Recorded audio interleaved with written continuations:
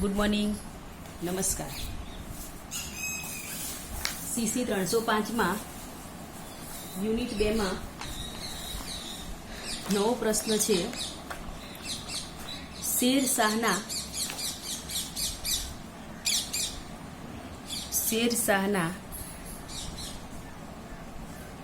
સુધારા.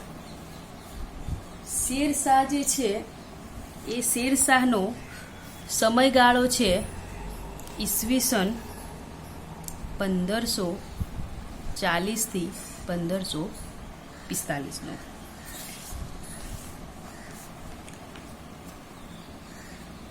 શેરશાહે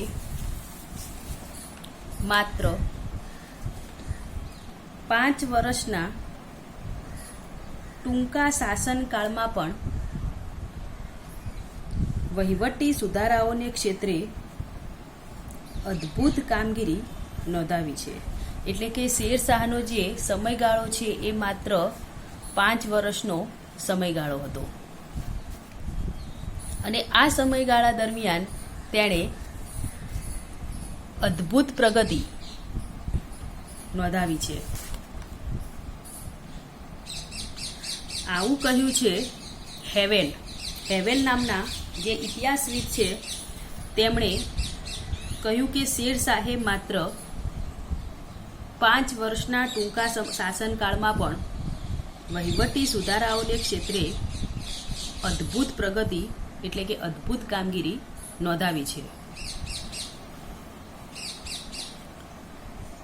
ડોક્ટર આર.પી. ત્રિપાઠી નોંધે છે કે શેરશાહનું સામ્રાજ્ય કુલ 66 સરકારોમાં વિભાજિત હતું. એટલે કે શેરશાહ જે સમયે શાસન ગાદીસીન હતો એ સમયમાં એનું જે સામ્રાજ્ય હતું એ 66 સરકારો એટલે કે 66 જિલ્લાઓની અંદર એ વિભાજિત કરેલું હતું. વિલિયમ કુક નામના ઇતિહાસવિદ નોંધ્યું છે કે પોતાના 5 વર્ષના ટૂંકા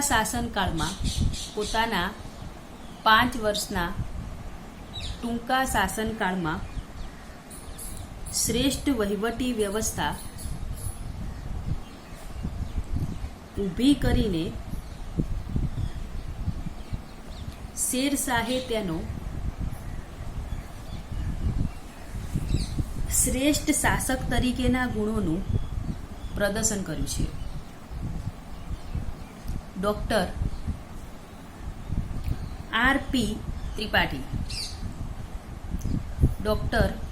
આર.પી. ત્રિપાઠી નોંધે છે કે શેરશાહ વ્યક્તિગત રીતે ચુસ્ત સુન્ની મુસ્લિમ હોવા છતાં અન્ય ધર્મના લોકો તરફ પૂરતો સહિષ્ણુ હતો. એટલે કે શેરશાહ એ ચુસ્ત સુન્ની મુસ્લિમ હોવા છતાં તે બીજા ધર્મો તરફ પણ પોતાની ધાર્મિક નીતિ સારી રાખતો હતો.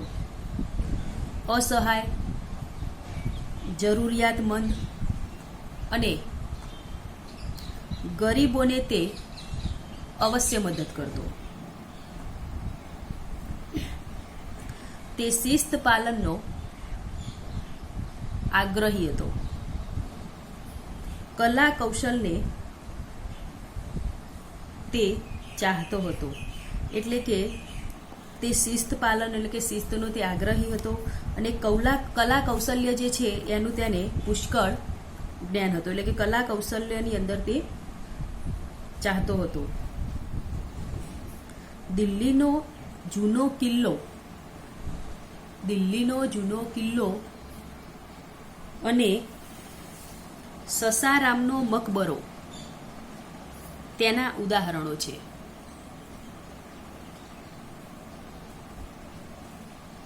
તે એક સામાન્ય માણસની કક્ષામાંથી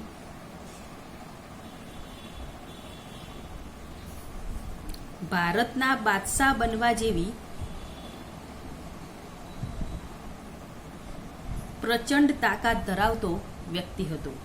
એટલે કે એક સામાન્ય કક્ષામાંથી ભારતનો એ બાદશાહ બન્યો એટલી પ્રચંડ તાકાત ધરાવતો એ વ્યક્તિ હતો એવું ડોક્ટર આર.પી. ત્રિપાઠીએ નોંધ્યું છે. ત્યાર પછી આગળ આપણે જોઈશું કે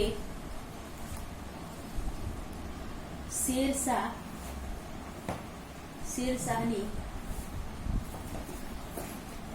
કે જેનું ઇતિહાસની અંદર એટલે કે શેરશાહે ઇતિહાસમાં બીજા અન્ય કયા સુધારા કરેલા છે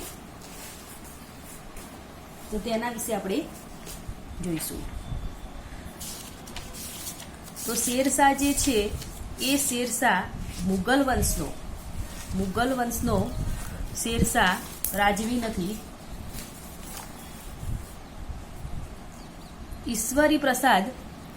ડોક્ટર ઈશ્વરી પ્રસાદ નોંધે છે કે શેરશાહને મધ્યયુગના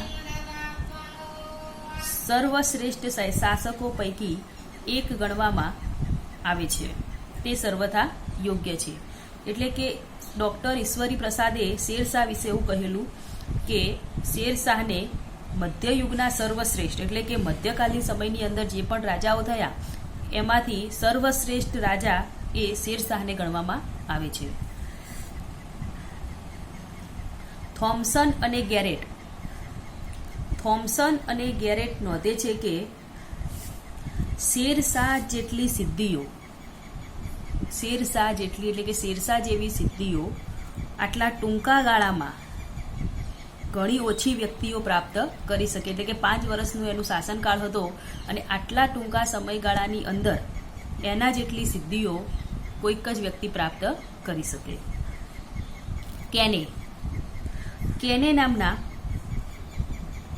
ઇતિહાસવિદ નોંધે છે કે આ પઠાણ જેવું ડાયપણ કોઈ પણ સરકારે બતાવ્યું નથી, બ્રિટિશ સરકારે પણ નહીં. એટલે કે શેરશાહના જે સુધારા કરેલા છે એ સુધારાઓ પરથી કેને એવું નોંધ્યું છે કે આ પઠાણ જેવું ડાયપણ એટલે કે આના જેવો કોઈ રાજા કે કોઈ સરકારે એના જેવું કાર્ય કોઈએ બતાવ્યું નથી.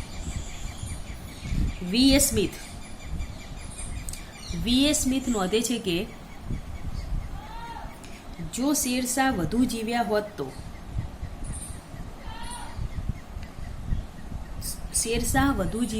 તો અને તેણે પોતાના વંશની સ્થાપના કરી હોત અને મહાન મુગલો કદાચ ઇતિહાસના રંગ પર જ આવ્યા ન હોત. વી.એ. સ્મિથે એવું કહ્યું કે જો શેરશાહનો જે સમયગાળો છે એનાથી એ વધુ જીવ્યા હોત તો મુગલ વંશની સ્થાપના થઈ જ ન હોત. એટલે કે મુગલ વંશના જે મુગલો છે એ ઇતિહાસના રંગમચું એટલે કે લોકો શાસન કરી શક્યા જ ન હોત. તો આપણે જોયા. હવે આને શેરશાહના સુધારાનું આપણે મૂલ્યાંકન જોઈશું. એટલે કે એના સુધારા વિશેની ચર્ચા કરીશું. શેરશાહની પ્રતિભા સર્વતોમુખી હતી. શૂરવીર, સૈનિક અને સફળ વિજેતા હોવા ઉપરાંત એક કુશળ અને કાર્યક્ષમ વહીવટી તંત્રનો પણ તે પ્રયોજક હતો.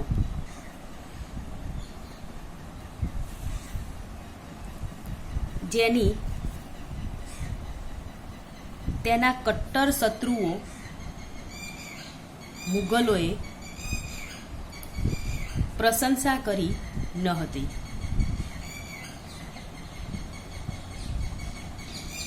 પરંતુ તેનું અનુસરણ પણ કર્યું છે.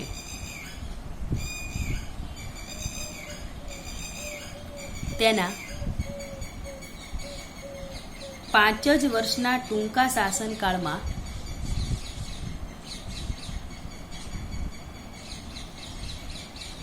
છેવટ સુધી 5 જ વર્ષના ટૂંકા શાસનકાળમાં છેવટ સુધી યુદ્ધમાં પ્રવૃત્ત રહેવા છતાં તેણે યુગ પ્રવર્તક અને મૂળગત સુધારા કર્યા હતા. ડોક્ટર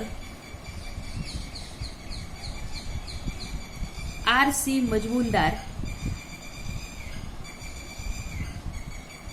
તેને પ્રાચીન અને અર્વાચીન ભારત વચ્ચેની કડી સમાન ગણાવે છે.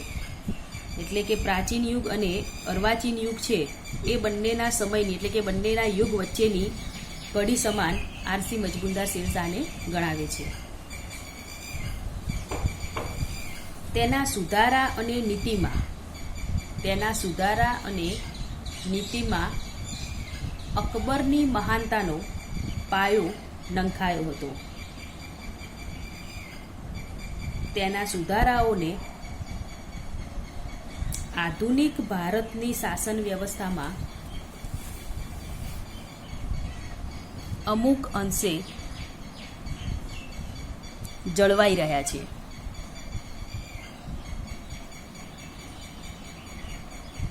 તે જ તેની મહત્વતાને પુરવાર કરવા માટે પૂરતું છે.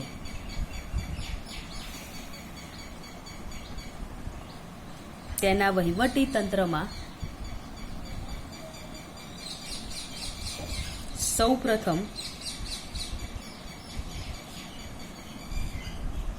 ભારતના મુસ્લિમ શાસનમાં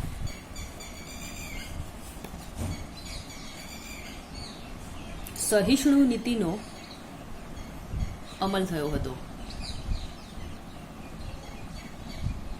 અને સહિષ્ણુ ઇસ્લામી શાસનની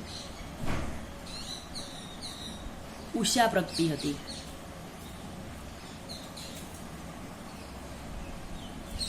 ભારતમાં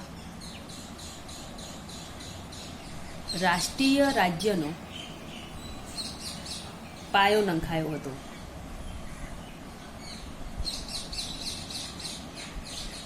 તેના વહીવટી તંત્રમાં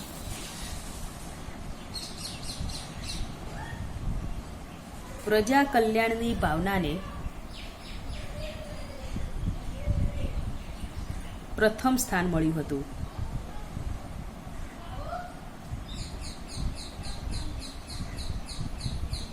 તેમાં ભેદભાવની નીતિનો અભાવ હતો.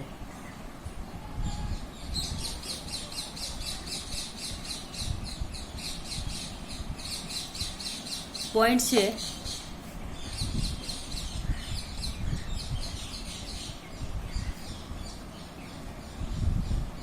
શેરશાહના સુધારા. શેરશાહે વિવિધ ક્ષેત્રે યાદગાર સુધારા કર્યા હતા. તે દરેક ક્ષેત્રો વહીવટી સુધારા, મહેસૂલી સુધારા, લશ્કરી સુધારા, અદાલતો અને ન્યાયને લગતા સુધારા, પોલીસ વ્યવસ્થા ક્ષેત્રે સુધારા, આર્થિક સુધારા, આમ વગેરે ક્ષેત્રે તેણે શેરશાહે સુધારા કર્યા હતા. એમાં આપણે પહેલો પોઈન્ટ જોઈએ વહીવટી સુધારા.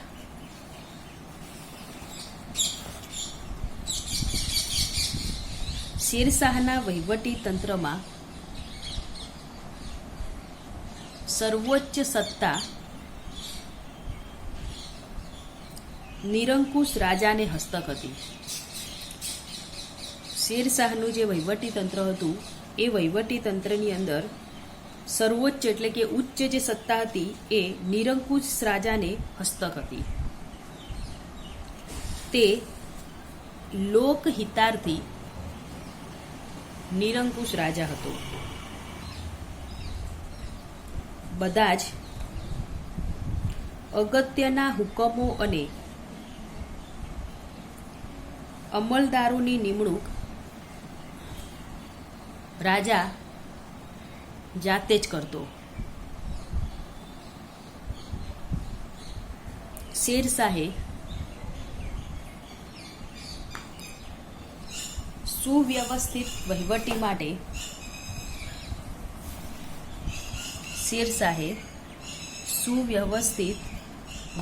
માટે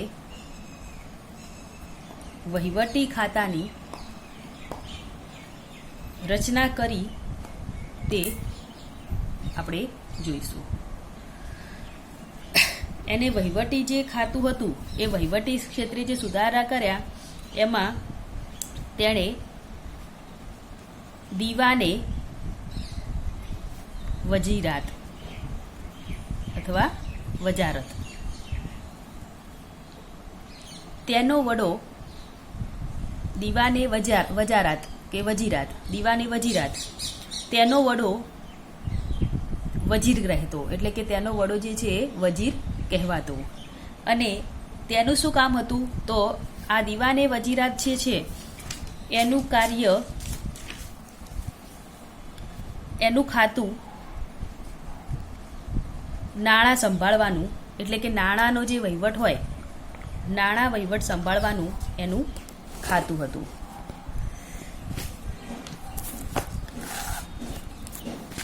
ત્યાર પછી છે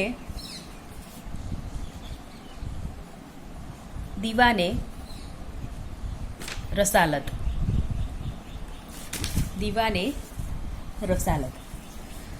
આ જે ખાતું હતું એ વિદેશી સંબંધોને લગતું ખાતું હતું. દીવાને રસાલત હતું એ વિદેશી સંબંધોને લગતું ખાતું.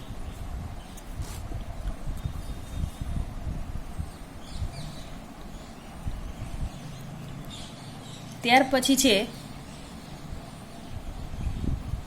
દીવાને આરીજ.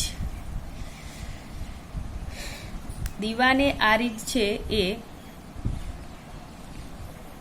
લશ્કરી ખાતું હતું, એટલે કે તેનો જે વડો છે એ આરીજ મુમાલિક એ તેનો વડો કહેવાતો. ત્યાર પછી છે દીવાને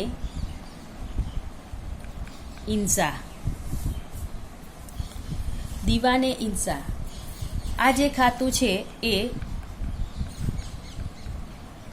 શાહી પત્ર વ્યવહાર અને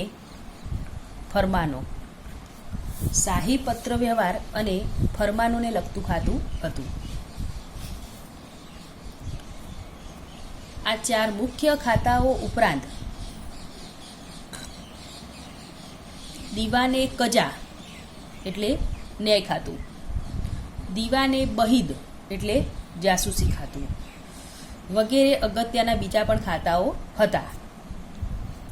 એટલે કે આ ચાર ખાતાઓ તો શેરશાહના વહીવટમાં હતા જ, પરંતુ એના સિવાય પણ દીવાને કજા એટલે કે ન્યાયનું જે ખાતું છે એ અને દીવાને બહિદ એટલે જાસૂસી ખાતું કે કોઈ જાસૂસો રોકેલા હોય રાજાના હાથ નીચે દેખરેખ રાખવા માટે કે જે વાત કરતા હોય એ જાસૂસી ખાતું. વહીવટી સુગમતાને માટે તેણે સામ્રાજ્યના કુલ 67 વિભાગો પાડ્યા હતા. એટલે કે વહીવટની સરળતા માટે શેરશાહે સામ્રાજ્યના 67 વિભાગો એમણે પાડ્યા હતા.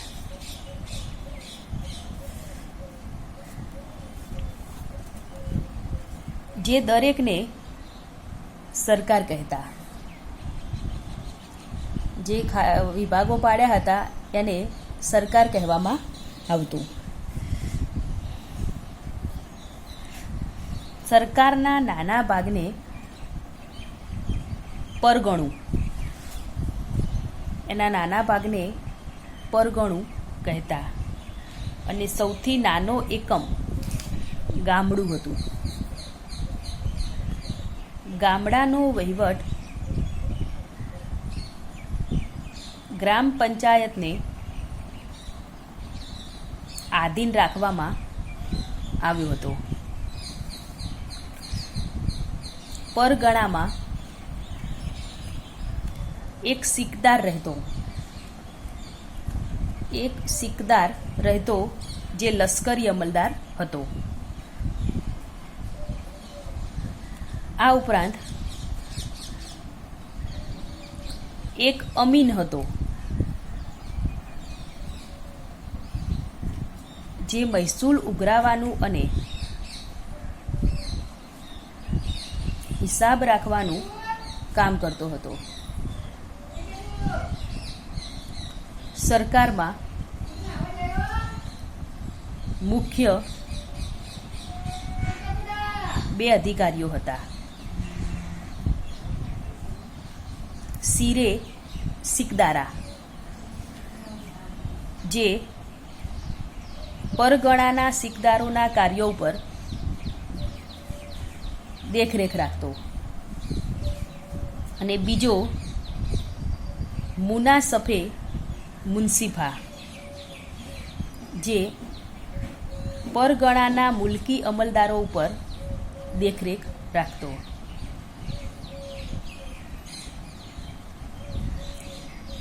આ તમામ અમલદારોની નિમણૂક શેરશાહ પોતે કરતો.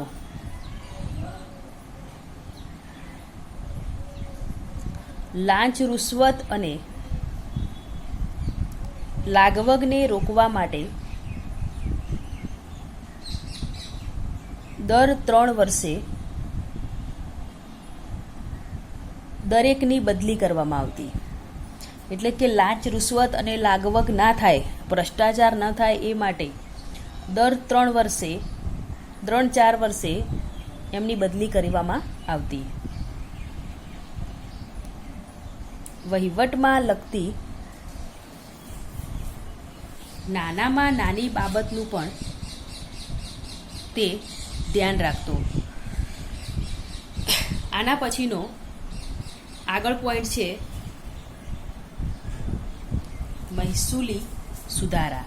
વહીવટી સુધારાની ચર્ચા કરી, હવે છે મહેસૂલી સુધારા.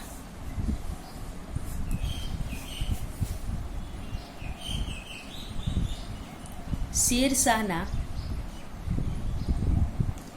મહેસૂલી સુધારા તેના વહીવટી સુધારા કરતાં પણ વધુ મહત્વના ગણાય છે. ખેડૂતોનું હિત સચવાય અને તેમાં ખાસ કાળજી રાખી હોત તે હંમેશા કહેતો કે જે શાસક ખેડૂતોને ન્યાય કરી શકે નહીં તેને મહેસૂલ ઉઘરાવવાનો કોઈ અધિકાર નથી. શું કહ્યું છે શેરશાહે? તો શેરશાહે એવું કહ્યું કે જે શાસક ખેડૂતોનું એટલે કે ખેડૂતોને ન્યાય આપી શકે નહીં કે ન્યાય કરી શકે નહીં તેને એટલે કે તે સરકારને મહેસૂલ ઉઘરાવવાનો કોઈ અધિકાર નથી. શેરશાહે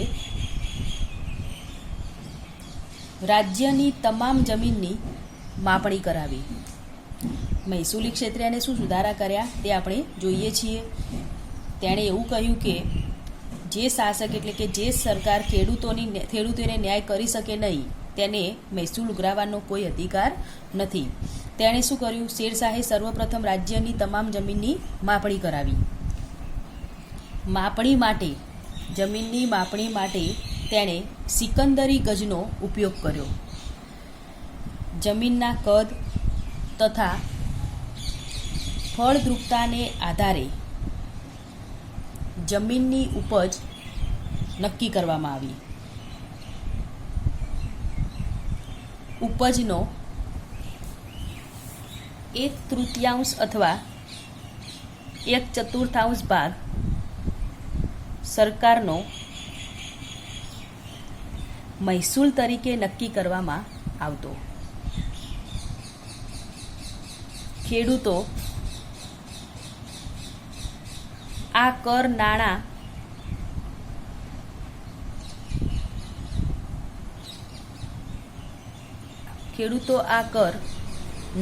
કે અનાજ રૂપે, એટલે કે નાણાં અથવા અનાજ ભરીને, અનાજ આપીને તેઓ ભરપાઈ કરી શકતા. મહેસૂલ ઉઘરાવવા માટે રાજ્ય તરફથી અમલદારોની નિમણૂક કરવામાં આવતી. શેરશાહે જાગીરદારી પ્રથાને નાબૂદ કરીને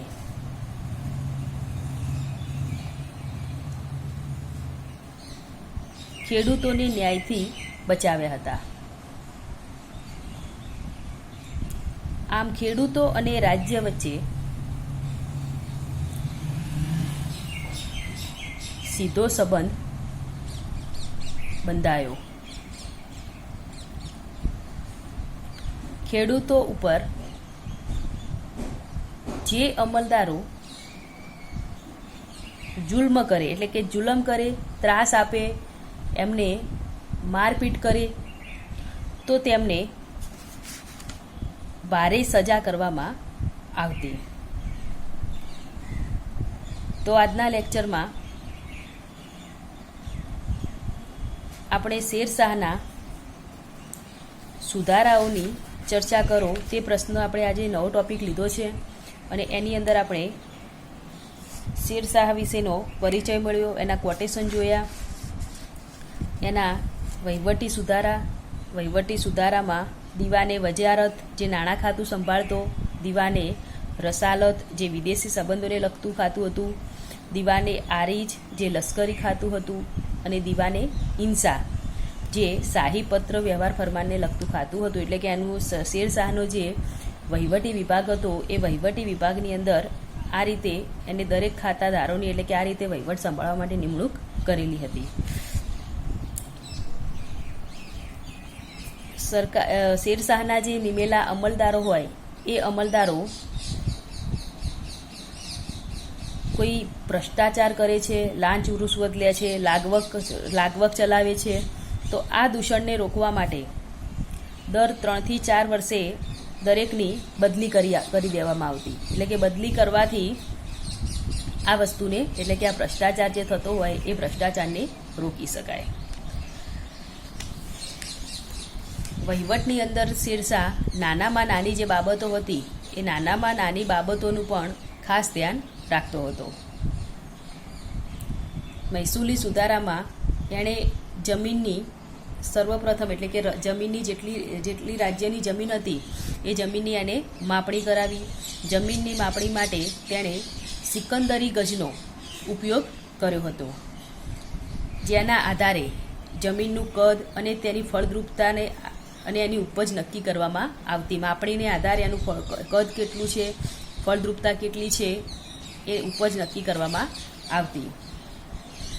ત્યાંના જે ખેડૂતો છે એ સમયમાં એ લોકો કર ભરવા માટે નાણાં અથવા અનાજ આપીને તેઓ કર ભરતા હતા. આમ શેરશાહે જાગીરદારી પ્રથાને નાબૂદ કરીને ખેડૂતોને બચાવ્યા હતા. તેણે એ કહેલું કે જે શાસક ખેડૂતોને ન્યાય ન કરી શકે તેને મહેસૂલ ઉઘરાવવાનો કોઈ હક નથી. તો આગળનો પોઈન્ટ, એટલે કે આગળની ચર્ચા આપણે આવતા લેક્ચરમાં કરીશું.